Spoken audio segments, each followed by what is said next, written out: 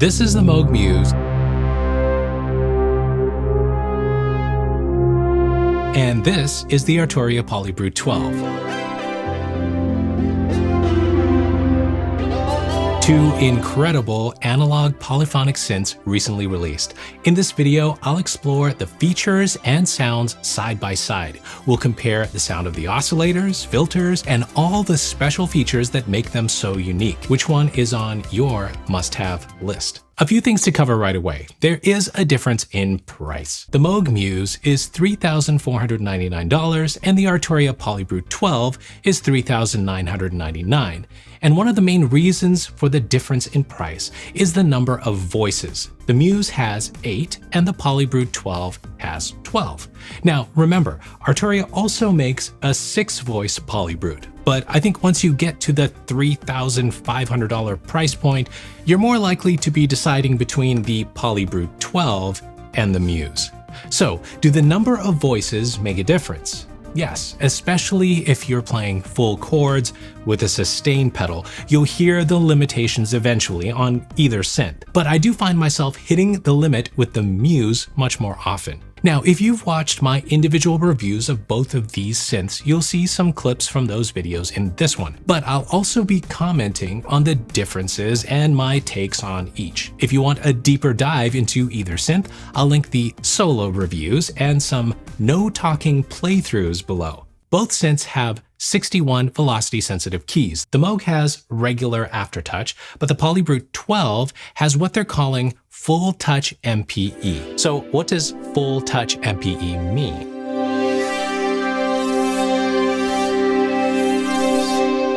Well, it has aftertouch that uses the entire range of touch and press. This allows you to express sound from the very top of a key down to the deepest press, and everything in between.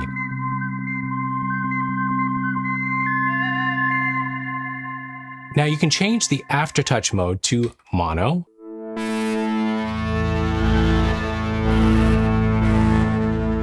or poly,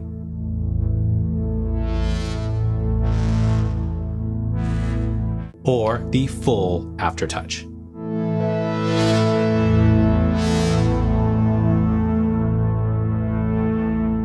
And the full aftertouch setting gives you the full range of press. It'll take a bit of getting used to if you're familiar with typical aftertouch. It really just quickly zooms you through a deeper range of sound so quickly, but it actually feels comfortable to play.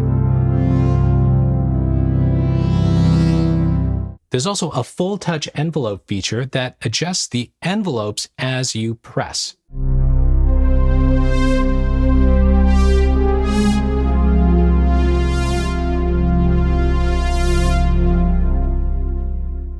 All this full touch, aftertouch stuff just means that you have more expressive control of the sounds you create and play without moving knobs as you're playing. You're just controlling this with the way you press the keys. So how about the keyboard on the Muse?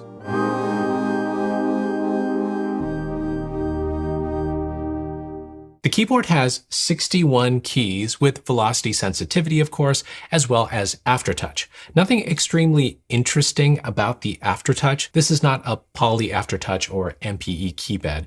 That would have been nice to add some expressive control. Well, what do you think? Do you think you'd actually use a keyboard with those extras? Comment below. Now, the keyboard's tracking, velocity, and aftertouch can be routed as modulation sources as well. And you've got glide and octave up and down here.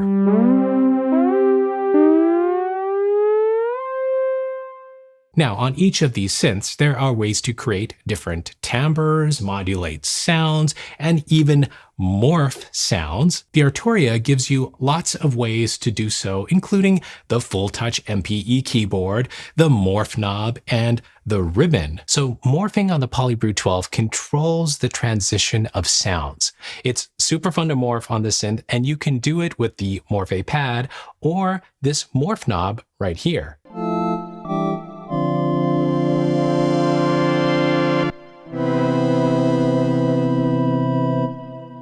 And it's easy to assign what you're morphing to. So you start with a sound in the A position, turn the knob all the way to the right, make any adjustments you want. Let's add some delay, maybe some reverb.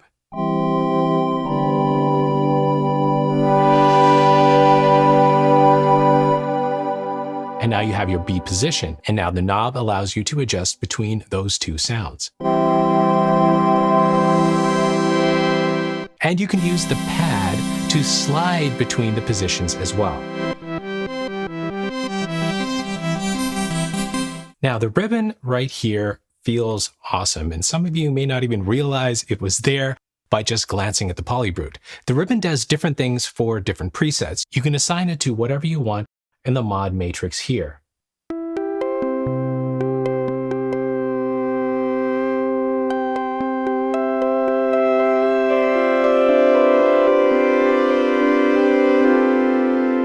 You can also change the way the ribbon acts when pressed by just holding settings and pressing the ribbon. So you can make it work with a tap, hold, or scan, or slow scan. The Muse has its own tricks, including the macro knob and the timbres section. It's fun to explore patches in tandem with the macro knob, which gives you some variation in sound. And you have the voice control section as well, where you can select a timbre variation.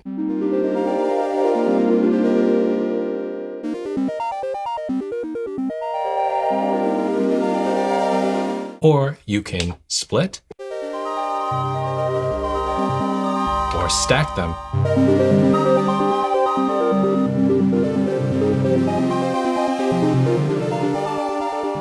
You can also control parameters for both timbres by selecting both and adjusting something on the synth. So we have lots more to explore, but if this video is interesting or useful, can you help me out by hitting the subscribe button? It's totally free and it would help me reach my 1 million subscriber goal. We're at 480,000 right now, and every click of the subscribe button helps me bring more content and value to you. All right, let's hear the sound of the pure oscillators. Nothing else added on this. This is where the sound is coming from on both these synths. I'll let you hear them side by side, and then we'll delve deeper into how the oscillators are unique on both.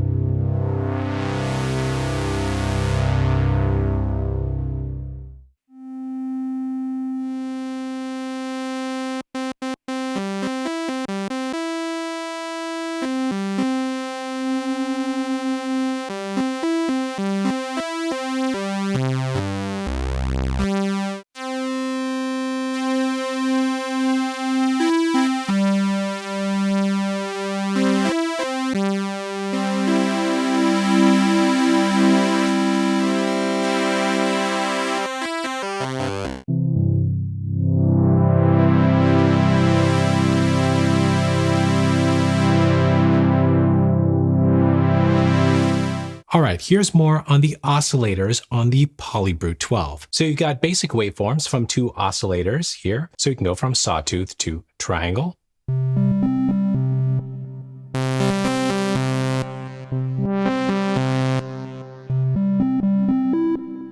And also square wave. Metalizer will add some harmonics to the triangle wave.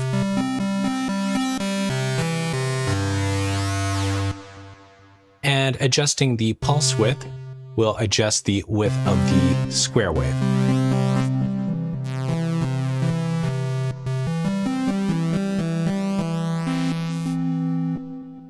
Now let's turn up the second oscillator. We've got similar waveforms here as well.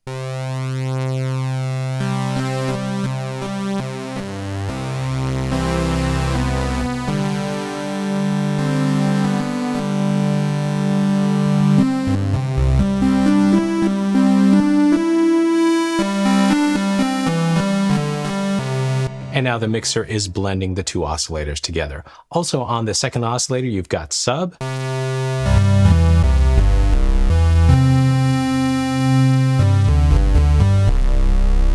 So you've got two VCOs, the noise generator, filters here, and then the amp envelope right here with ADSR. How about the Muse oscillators?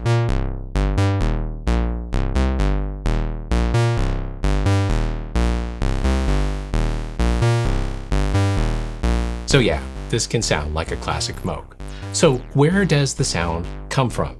The two oscillators here can make sounds from triangle to sawtooth, and you can mix in square and pulse waveforms as well. You can use the slider to mix between the two waveform knobs.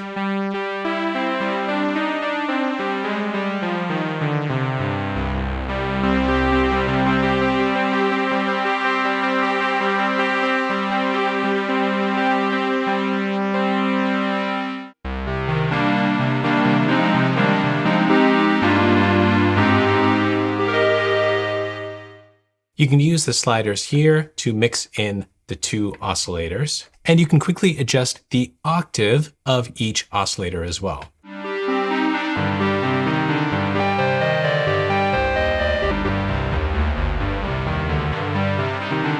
Now, there is a third oscillator, the modulation oscillator to the left. I'm going to turn on the audio and keyboard tracking, and let's raise it up on the mixer here.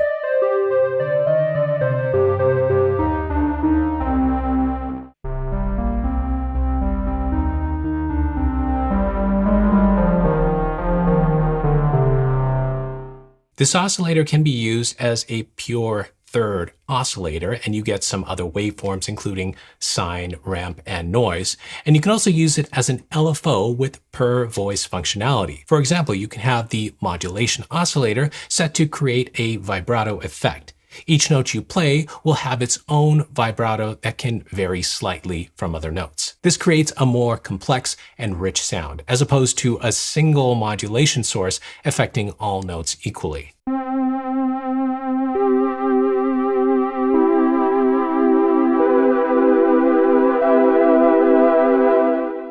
Now, all this good noise-making stuff can be mixed here using the sliders. And there's also this ring modulator in the middle as well to blend in some metallic sounds between the main two oscillators.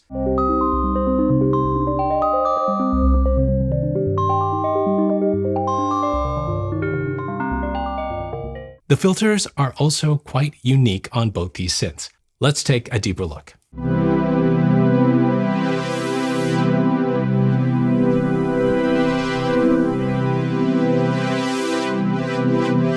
On the Polybrute 12, you get two filters, a Steiner-Parker filter and a ladder filter. The ladder filter made popular by Moog, and the Steiner filter, which was on the very rare Steiner-Parker synths from the 70s, can be used independently from each oscillator or can be combined.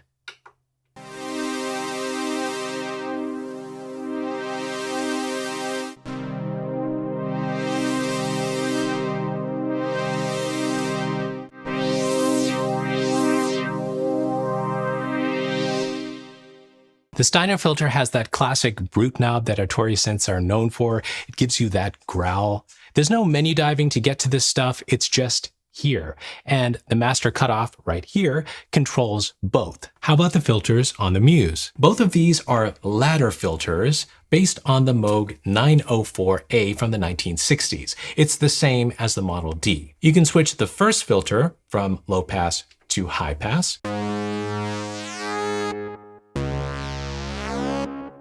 The second is a dedicated low-pass filter.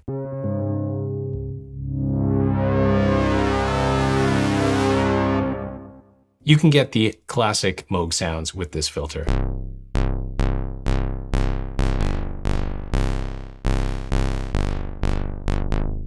You can link both filters as well, and then control both with the cutoff knob on the right.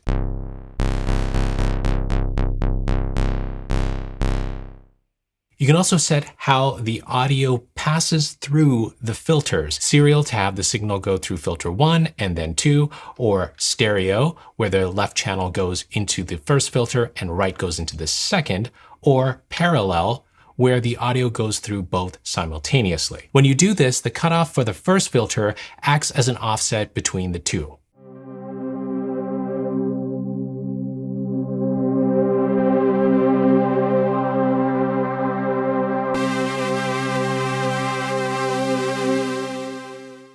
Keyboard tracking is available as well in either half tracking or full tracking, and you've got envelopes for each filter as well to control how much the filter's cutoff is modulated by the filter envelope to the right with ADSR.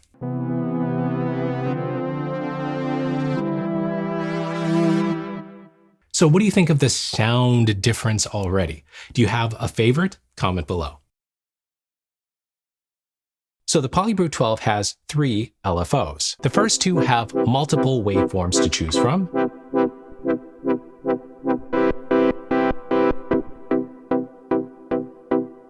You also have a phase control for LFO 1 and a fade in for LFO 2.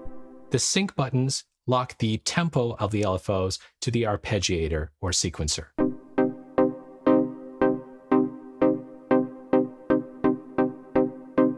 LFO 3 transforms between logarithmic and exponential curves, and you can adjust the symmetry and rate for LFO 3 as well.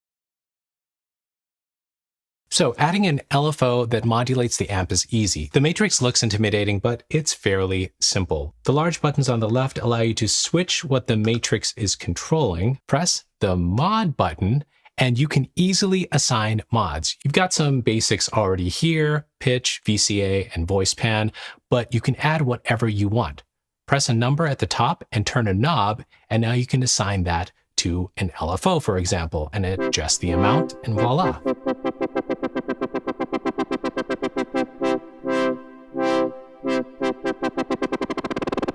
Let's add some delay to LFO 2.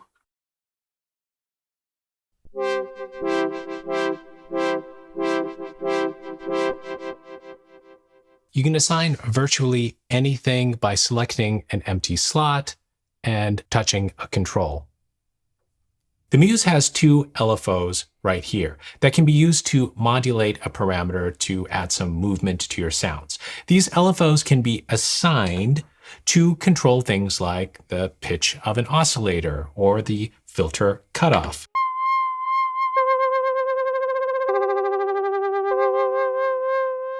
This is great for creating vibrato, tremolo, and rhythmic filter sweeps as well. Each LFO offers adjustable waveforms, including sine, triangle, and more. The rate and amplitude of the LFOs can be controlled either globally or per voice using the advanced triangle button. From this menu, you have controls to sync to tempo and phase control to get things in line with the rhythm of your music. And you've got some other interesting waves in here as well.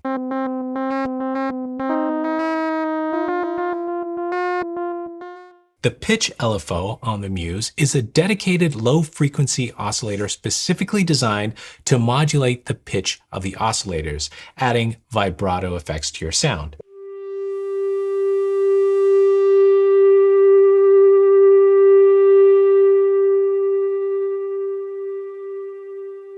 You can change the waveforms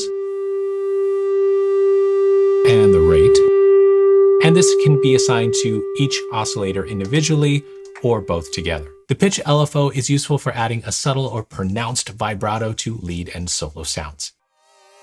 So there are lots of ways to take yourself from a static sound to dynamic movements. Let's talk about macro, timbre, and the assign buttons you'll find around the keyboard. And we'll get into some of the mod mapping features.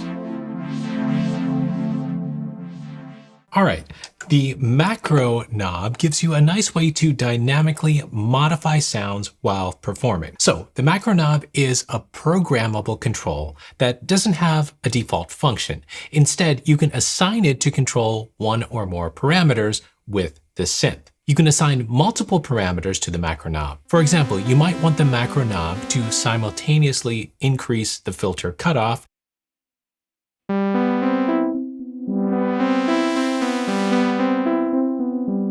while decreasing the resonance. You can do that pretty quickly.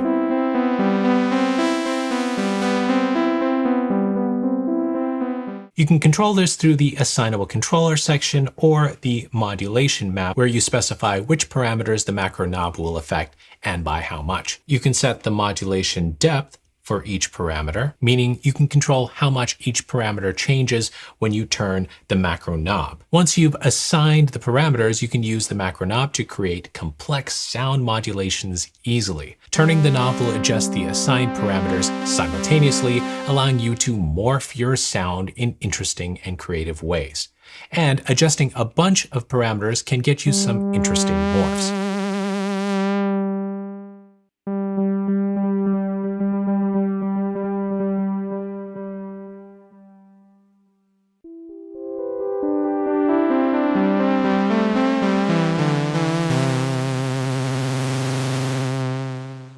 Now, in the same way that we assign some mods using the macro control, you can use the Assign button. You'll see them in a number of places like LFO, Filter Envelope. These are used to quickly assign modulation sources to parameters. Press Assign, then move the control you want to be modulated, and then Confirm.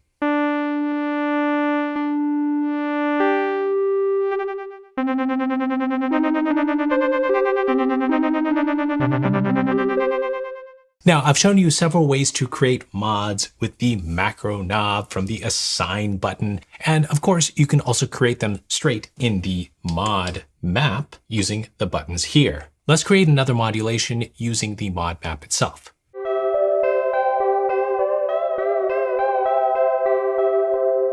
So when it comes to onboard effects, Arturia really takes the lead in this comparison. The Polybrute 12 comes with onboard reverb and delay with easily accessible controls. And there's also chorus, phaser, flanger, ring mod, bit crusher, downsample, and distortions included. On the Muse, well, diffusion delay. On the Polybrute 12, you have dedicated control of delay and reverb.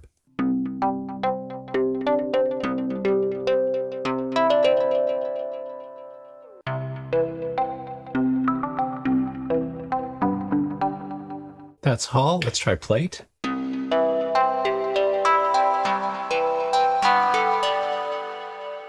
And pressing Alt gives you other reverbs as well. Let's try dreamy. How about springy?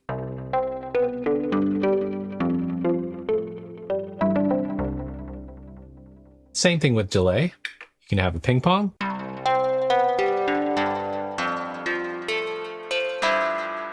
And Alt gives you other delays as well. So that's delay and reverb, but the Polybrute 12 actually has other effects as well, including chorus, phaser, flanger, ring mod, bit crusher, downsample, and some distortions. Chorus and fader are available at the click of a button.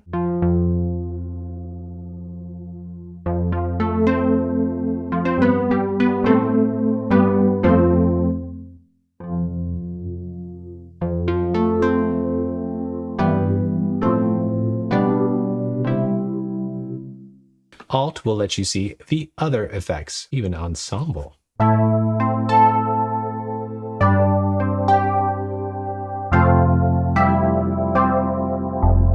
All right, they've included diffusion delay on the Muse. The delay is digital and they're modeling early digital delay rack units. You can use it to add some depth, space, and texture, and can even feel like reverb. The controls you've got include delay, time, and feedback, and they've also got a character knob to adjust between darker and brighter sound characters. You can use the diffusion delay to create things like slap delays all the way up to some reverb sounding stuff.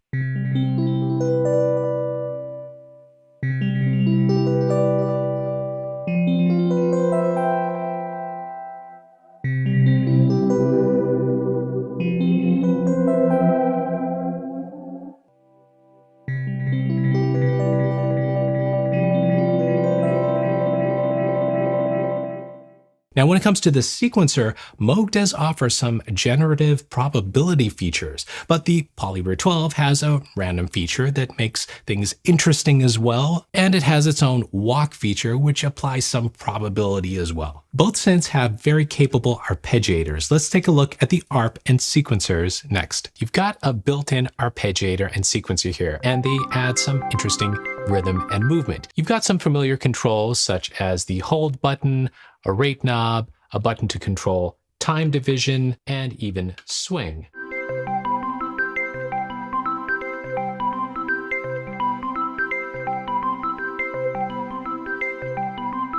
The ARP can play up to 32 notes, and you can keep adding notes by just holding down at least one key.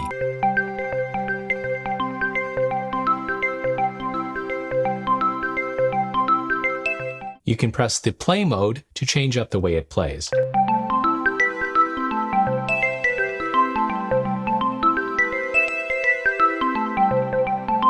Once you have something you like, you can actually have that on the sequencer.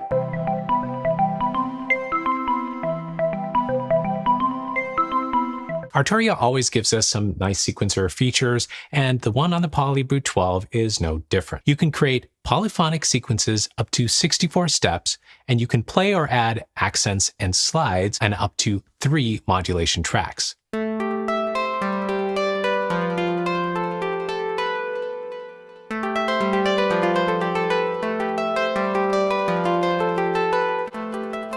You can record them in real time and edit them using the matrix here. The lit up buttons indicate that a key has been pressed, and the 2 rows above either apply an accent or a slide.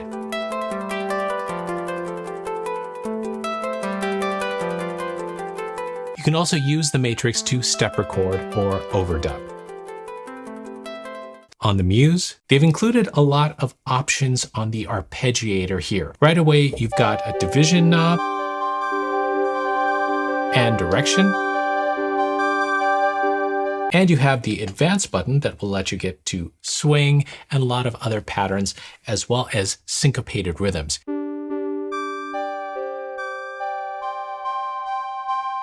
Use the hold button on the left to hold some notes, and your arpeggiator is going. Okay, let's talk about the sequencer. You have 256 sequences, each with up to 64 steps. You can record by steps or live, and you've also got quantization. And you can automate parameters in your sequences too. So things like filter cutoff, LFO rate, etc. They've also included probability and random modes. The generative probability sequencer features are really fun to experiment with.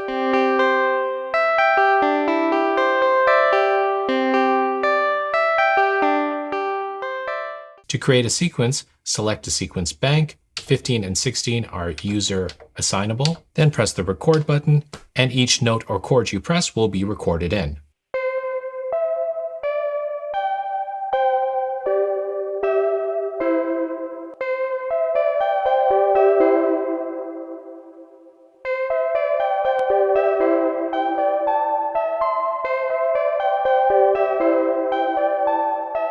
You can automate parameters as well by clicking the parameter record under the screen and moving something.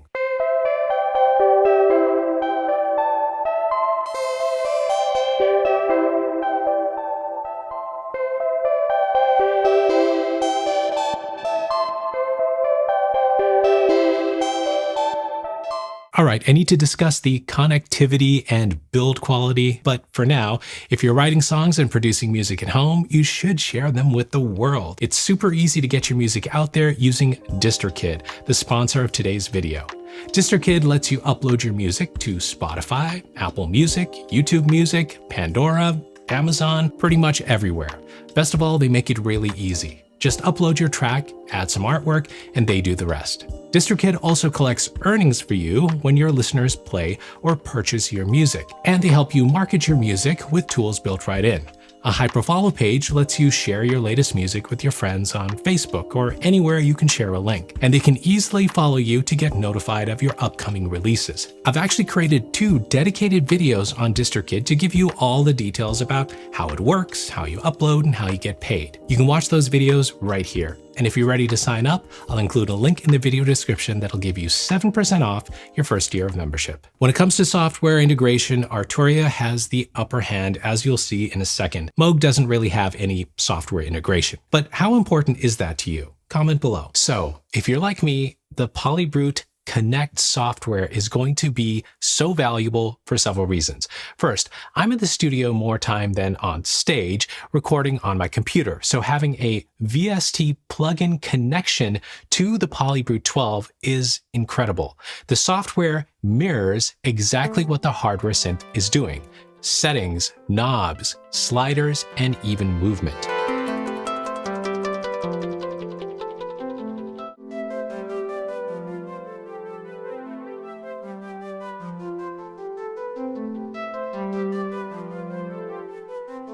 So I can load multiple instances of the plugin on multiple tracks in my DAW, and each instance remembers the state of the Polybrute. And here's what I love even more. You can see the settings of each preset included with the Polybrute 12. So you can learn how these sounds are created. And you have the matrix here as well to see how things are routed. And even when morphing, you see how each knob and fader changes. When it comes to layout, I think both synths are laid out pretty well. With a short learning curve on either of these, you get the hang of where things are and how to map modulations. The mapping of modulations purely on a screen is annoying, so both Moog and Arturia have some interesting workarounds to make things easier. A plethora of buttons on the Polybrute 12 are a little overwhelming when you first look at them, but once you understand how it works, things are very quick and intuitive.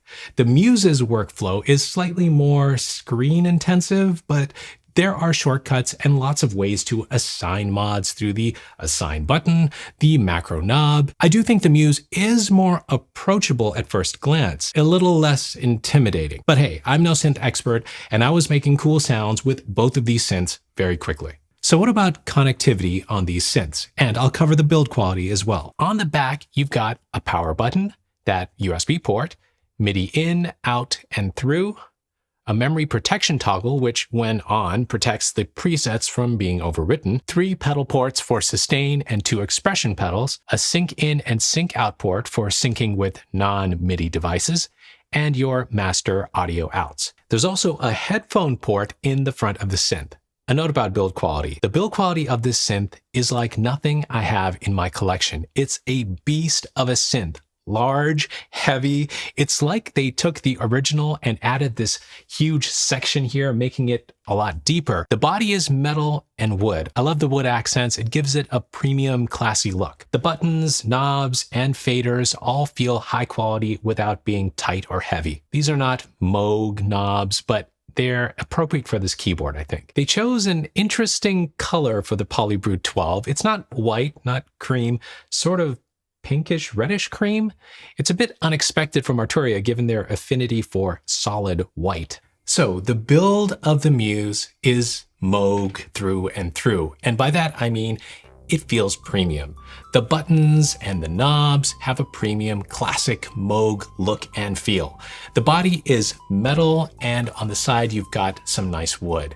They've kind of built this thing for studio and stage. On the back, you've got your main audio outs via TRS, sustain and expression pedal ports, CV ports for clock and in and out, and you have 2 USB connectors as well. One is for connecting to a computer or host MIDI device, and the other is for connecting to another keyboard or synth and using the Muse as the controller. On the far side, you have power and a power switch. You've also got a headphones out in the front. So I've shown you around the main features of both these synths. Which do you think is right for you? Comment below. I think the Arturia has the edge in many ways, including the additional voices, MPE keybed, onboard effects, and software integration, if those things matter to you. The Moog is cheaper, but even at a lower price, you're getting that iconic Moog sound. And for some of us, that matters a lot. And the Muse is one of the most capable polyphonic synths we've seen from Moog in a long time. If you're interested in either of these synths, I'll add links to the best prices below. If you have any questions, put them in the comments section. And hey, If you want to watch me play with no talking at all, watch the video right here. Keep making the music you love, and I'll see you soon.